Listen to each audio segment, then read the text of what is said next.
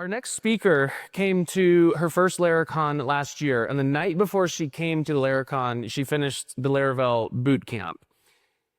Came to her first Laracon. Now she works at Laravel. Her name is Lea Thompson. She works as a marketing engineer at Laravel. She's been there, I think she's been there for 4 or 5 months. And in that time, she has helped ship four of the marketing or 4 of the Laravel sites. So please give it up for Lea Thompson.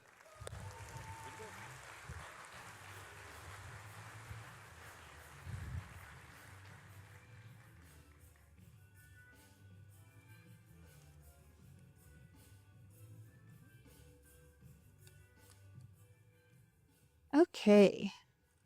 Sorry. Thank you so much, Erin, for that wonderful introduction. Wow, I'm excited to be here at Laracon 2025. Is everyone having a great time so far? Yeah. There's been so many amazing talks, and I already have so many side project ideas as well as the things that I want to check out just from everyone else's talks. But so far, a lot of the talks have been more back-end focused, which I mean, we are at Laracon, that's kind of to be expected, but we're going to switch gears here, and I'm going to focus more on the front-end side of things. Before I hear any boos, I promise it's going to be fun. So let's get things started with an introduction. So my name is Lea Thompson. When I'm not coding, which isn't often, I always have my laptop on me. I can be found hiking, reading, or cuddling with my dogs that I call my senior developers. I am a front-end engineer / DevRel at Laravel. So I'm a marketing engineer, like Erin said, but I'm on the DevRel team. And my background isn't the traditional background. I do not have a bachelor's of science in mathematics, or I do not have a bachelor's of science in computer science. I do have a bachelor's in mathematics. And before getting into tech, I worked as a high school geometry teacher. Let's see. But I left teaching because I wanted to focus on solving hard problems, which you do work on some hard problems as a math teacher, but generally they're more so the problems like, if Sally has 99 watermelons and 5 houses, then what color shirt was Sally wearing? With impossible word problems that no one knows how to solve, and the students don't like it, and I didn't like them either. Which I don't know about you guys, but it's not the kind of problems I want to solve every day. So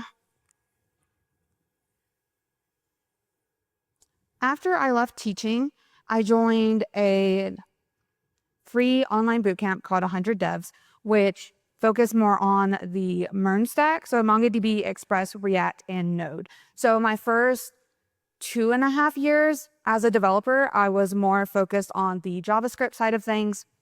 And then one of my jobs decided to switch from Next.js and Node.js on the backend to Laravel and PHP. So that happened last year. I started learning Laravel due to that. And it was around the time of Laracon 2024. So there was a lot of giveaways for tickets. And I applied for the Laravel's Laracon ticket giveaway, and I won.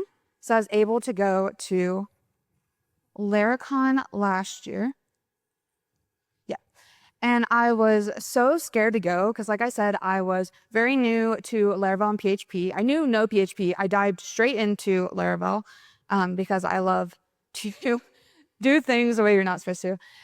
Like Erin said, I finished the Laravel bootcamp the night before Laracon last year. So I finished it in my hotel room in Dallas, and I went to the conference thinking, feeling like an imposter, but everyone was so incredibly nice. The talks were amazing, and I just fell in love with Laravel, both the framework and the community. And after it, I continued to build online and use Laravel, and now it's led up to me being on the stage talking to you all here, as well as working at Laravel. Which leads us to week 1 at Laravel for me. So I started Laravel in March of this year, and I started interviewing for jobs in general in January of this year. So January to March, I probably had 60 plus interviews. So I was tired. I started at Laravel. I'm so excited because I got my dream job. And I'm like, okay, usually you have what, like couple months to onboard, a little bit before you're expected to ship any code. So I'm like, okay, I get to have a little bit of a breather. Nope. Instantly I have the Laracon site, the re-updated one. It's like, okay, well, I'll have a little bit to ship it, right? Nope. 2 weeks. You weren't lying when you said you guys ship. You guys ship. And if you've seen the Laracon updated site, which hopefully you all have since you're all here, otherwise I don't know where you got your tickets, but it is an amazing design, which of course our design team at Laravel is amazing. But I want to give a special shout out to Tilly, who worked really hard on this and collaborated with me to get the assets on it. But it is complex. So the design for this has complexity in it. Is pretty exact. There are a lot of absolutely position elements. And due to that, it just adds to the complexity. And I know for me, sometimes when I look at designs like this or just think about building a site in general, you kind of think of like, okay, well, how am I going to take it to the next level, right? How am I going to make my users connect to it to where it leaves a lasting impression on them? And I've learned that, like with anything, it's easier to approach it by breaking it down into smaller steps. So that's what I did with this. So today I'll be going over the 5-step formula for interfaces that connect. So basically building user interfaces that your users are able to emotionally connect with. It leaves a lasting impression on them. So the first step is spacing and padding. So spacing and padding, basically you're just kind of giving your content breathing room. It makes it easier for people to see. Then the second one is fonts. So in fonts is kind of encapsulating all the text styles, all the font styles you might have. So font families, text sizes, font ways, all of those. Step 3 is layering. So your content would be like the main layer, anything behind it or in front of it, you would be layering.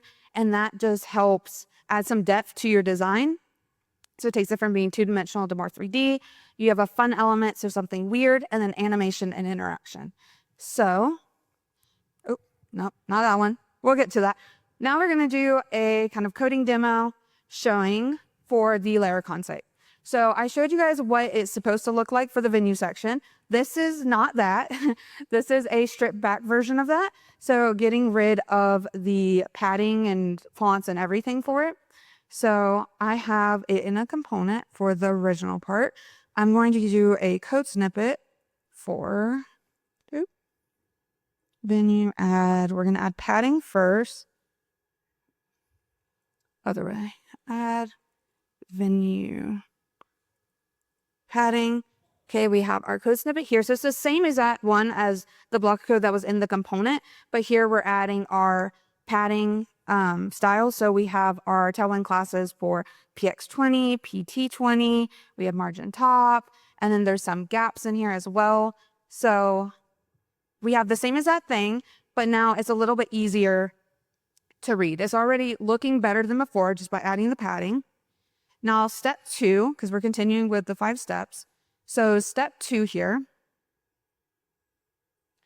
is doing the fonts. So I'm just going to copy this one and then add venue. I keep wanting to type Venus. I don't know what it is about today. Okay, so add venue fonts. So I added, if you look at the same block of code, we have now our text styling. So we have font semi-bold, font sans. Down here we have font mono, and I already have the link to preload those fonts up here at the top. Oop. I'm going to swipe that way. But you can already see our site's looking more polished. So we can move on to the funner stuff, which is step 3. We have the layering. So for the layering, before we just had a regular image of the venue. If I add in this link now, and I'm going to uncomment this line of code, this adds in a bitmap layer to the image. as well as, other way, as well as the red rectangle that you see in the top right corner. So we added some layering here. This is helping elevate the site. Already is something your users are more likely to remember seeing. And then step 4, we want to add in, I know it's going to go up here and forget a step. Step 4, we want to, you know what?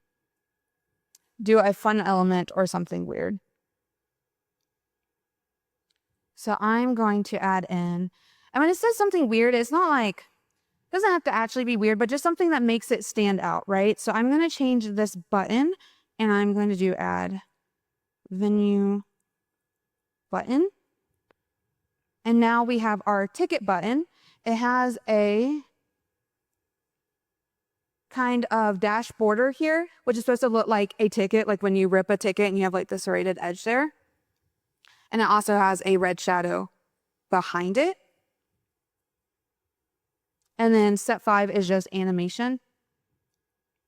So for the animation, which can be hover effects, it can also be like on page load animations. So for this one, I'm going to add a hover effect to the button we just had.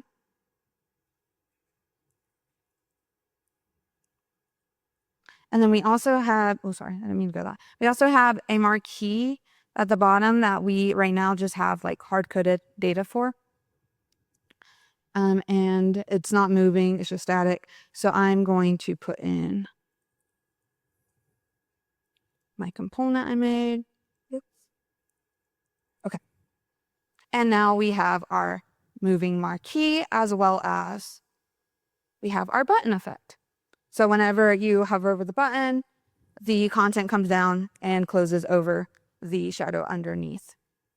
So this is a lot better than what we started out with the stripped back version. Just by adding a little bit of code, we were able to get here.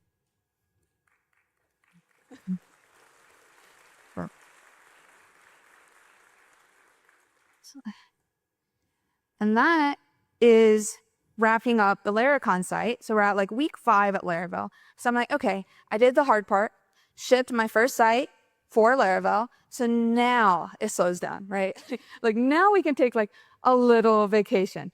Nope, Nightwatch sites. It's like, okay, they need marketing sites. That makes sense. But it's like, it makes sense that marketing dev would have to do it, right?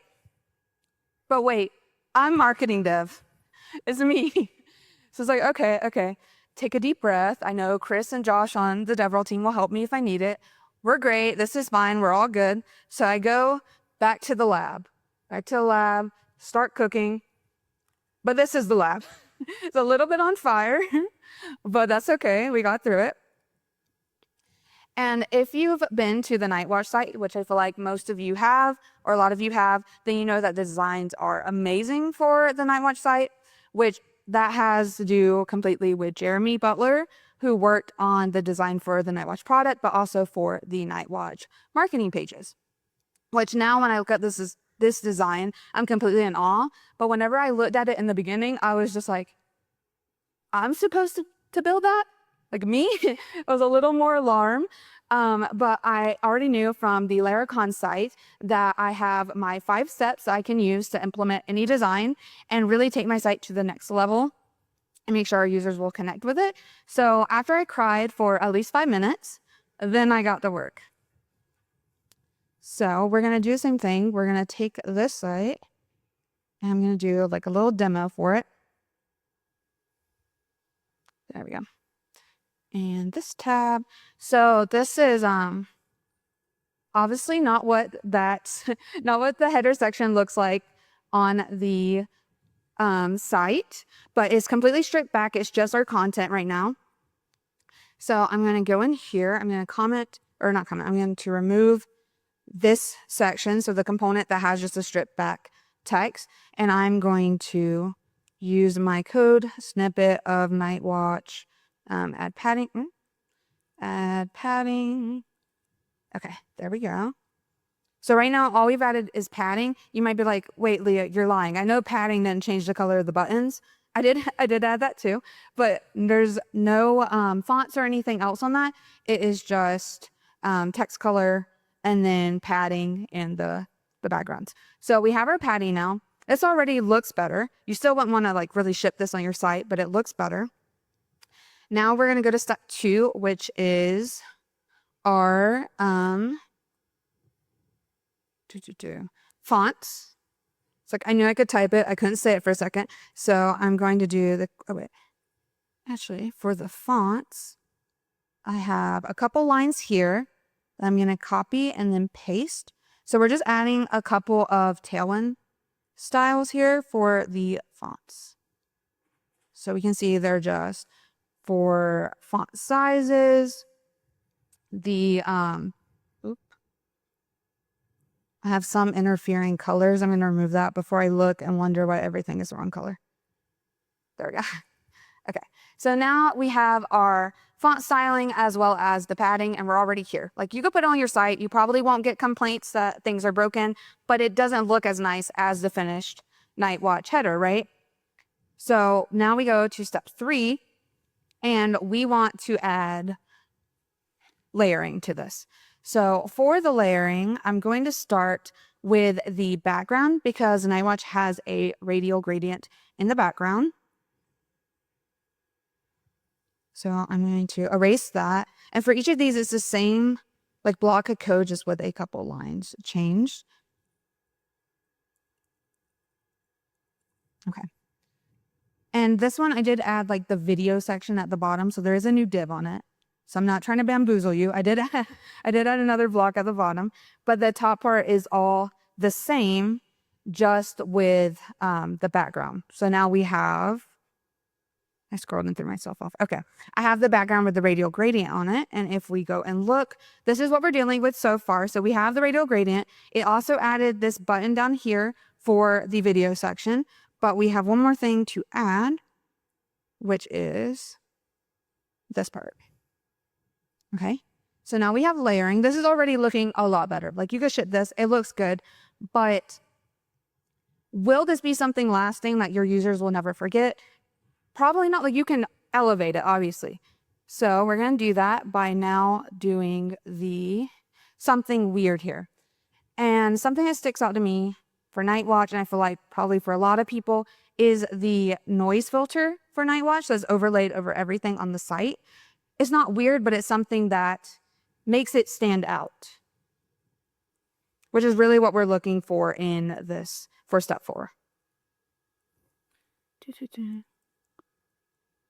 Okay. And now we have our SVG. So as you can see, the SVG, it really isn't that long for it being a noise filter here.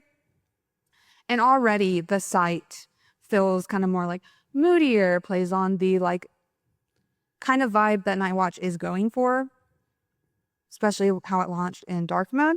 But we still have one more step, which is our motion. So here, I'm going to add in, for the header, to add in the motion, I need to add spans for each part so that I can animate them separately. So Nightwatch, add header, motion, heading, motion. Yep. So here we have just 2 spans. They have Tailwind styles on them for motion. So this is going to be an animation on page load. And I'm using Tailwind CSS Motion by Rombo for that. I'm sorry. That's really bright, but that's what I'm using for that. And then I can add it to my other lines. Add it here, but I want this one to be 500, so it's after those 2. And then I want to add it here, but I want to the buttons, I want this one to be 600. And then I'm going to go ahead, I'm also going to remove this dashboard, and I'm going to add the video, because there's a GIF that plays. Watch, add video, and there we are. Now we have on page load, we already have this animation, we have our GIF playing, And this is something that is that users are going to remember. It's going to make a lasting impression on them. It sends across the kind of intention behind the design of Nightwatch, and it's a lot better than just our content on the page. Let's see. Okay. And thank you. Hopefully this showed, thank you. But hopefully this showed that front end doesn't have to be scary. You can go from 0 to 100 and build out user interfaces that your users are able to emotionally connect to. It invokes some emotion out of them, just following these 5 easy steps. So thank you. I'm good. You're good. No, come on. Okay. Whew. I was trying to exit out. Oh, no, you're good. Come on. Well done. Oh. Great job. Here is your artisan jacket. Yes, you can get your phone. I will allow that. Okay, so you have these principles. Where did you, how did you come up with this framework? How can other people hone their design ability if we're not quite as good of a designer as you? I would say I'm not a good designer. Okay. I would say the design team at Laravel is amazing. I work a lot with like Tilly and David. And I think a lot of it maybe is my math background. It's like, if you have a challenging problem, what do you do to get past it? You just break it down into easy steps. So I really just research a lot. Like Chris Sev has a video kind of on like how to approach design using Tailwind. So kind of like looking at videos like that and then taking that approach and maybe like changing it a little bit. Like if it didn't work so much for me, if I realized like, maybe I want to like, I don't know, do things in a separate order. There's like something else I need to add to it. Okay, I like that. So observe other people's work and kind of make it your own. Take build up it, your own make it your own, yeah, and then post about it because you can just do things. Hey, I like that. Y'all give it up for Leah. Good job, Leah.